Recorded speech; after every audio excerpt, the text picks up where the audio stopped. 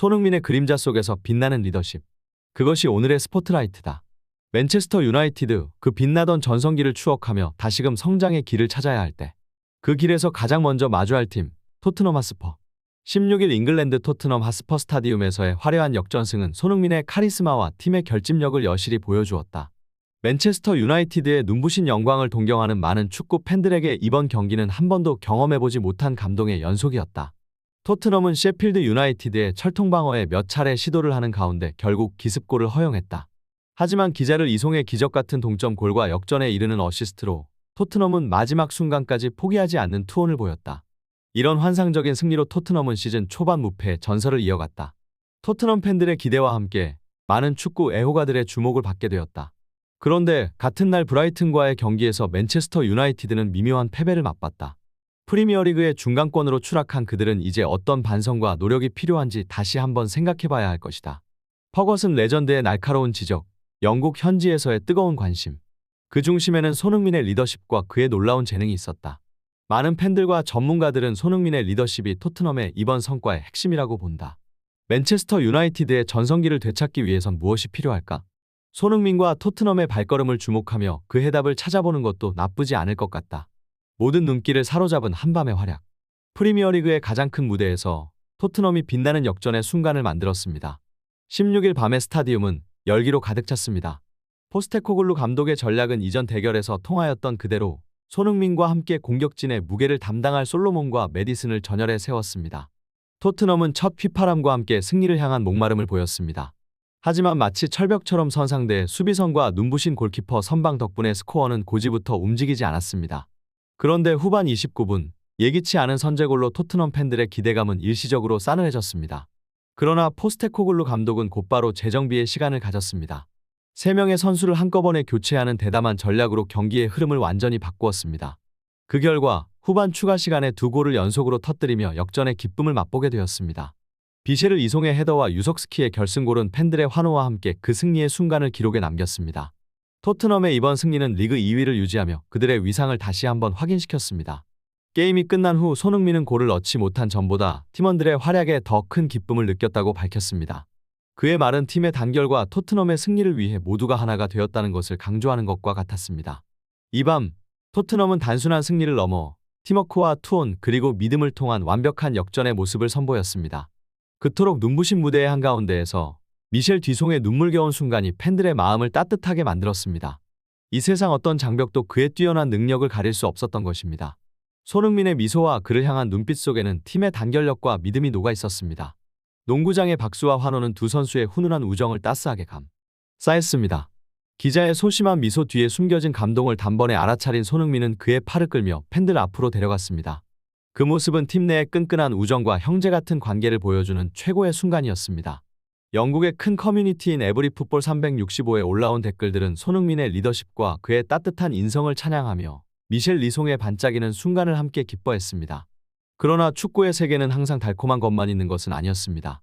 같은 날 빛나는 토트넘의 모습과 대조적으로 맨체스터 유나이티드는 그림자 속에서 힘겨운 순간을 겪고 있었습니다. 맨유의 시련은 신흥 강자 브라이턴 앞에서의 패배로 더욱 깊어졌습니다.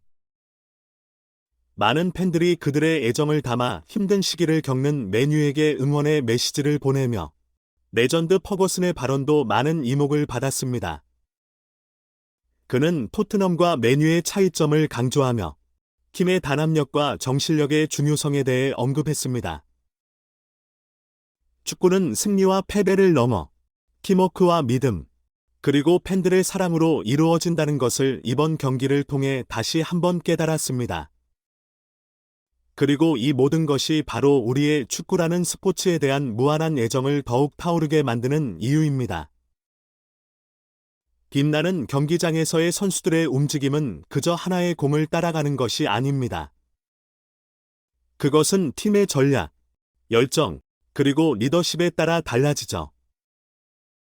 그 중에서도 리더십은 팀의 분위기를 이끄는 중요한 키가 됩니다. 토트넘에서 선의로 불리는 손흥민은 그 역할을 완벽하게 수행하고 있습니다.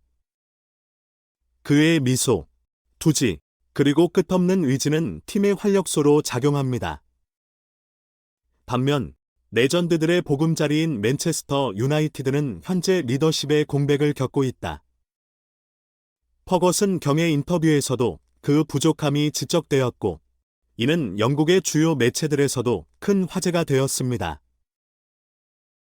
그중 BBC 스포츠의 보도는 특히 주목받았습니다.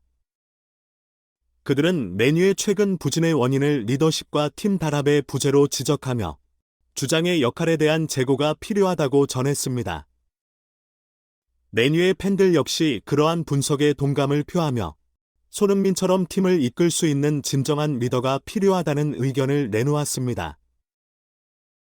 많은 팬들은 토트넘의 손흥민을 부러워하며 그의 리더십을 모범으로 들기도 합니다.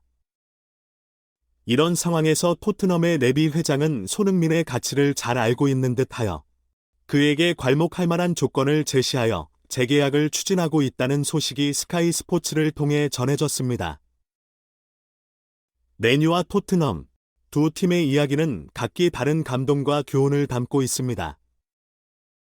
손흥민의 리더십과 토트넘의 행보는 다른 팀들에게도 큰 교훈이 되리라 생각됩니다. 아마도 진정한 성공은 뛰어난 능력만큼이나 강력한 리더십에서 나온다는 것을 우리는 다시 한번 깨닫게 될 것입니다. 프로축구의 세계는 그 어떤 드라마보다도 더 다양한 감정과 스토리가 펼쳐집니다. 이 중에서도 손흥민 선수와 토트넘 간의 재계약 이슈는 화제의 중심에 있습니다.